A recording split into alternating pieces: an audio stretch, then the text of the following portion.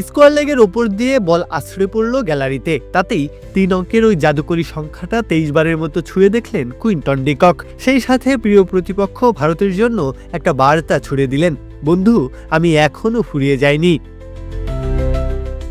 প্রতিপক্ষ ভারতকে সামনে পেলেই তো ডি ককের ব্যাটটা 4 হাত চওড়া হয়ে যায়। ভারতকে পেলেই তো শান্ত ডি কক ধরা দেন ভয়ঙ্কর রূপে, ব্যাট দিয়ে শাসন করেন মাঠ জুড়ে। তবে অবসর ভেঙে ফেরার পর প্রশ্ন উঠেছিল, ডি ককের সেই রূপ এখনো কি অক্ষত?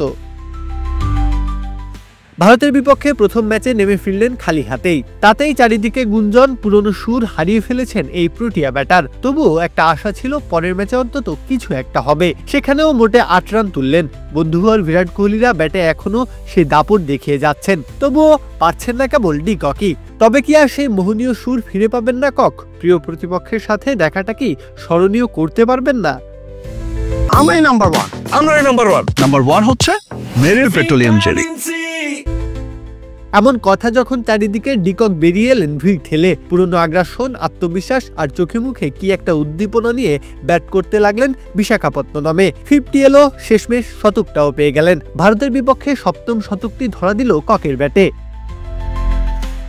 প্রতিপক্ষের দর্শকরা কুর্নিশ জানালো, এমনকি স্বয়ং কোহলিও হাততালি দিয়ে অভিবাদন জানালেন ডি কককে। শেষ পর্যন্ত থামলেন 89 বলে 106 রানের অনবদ্য এক ইনিংস খেলে। পুরনো বন্ধু ভারতের সাথে সাক্ষাৎটা একেবারে স্মরণীয় করে রাখলেন যেন।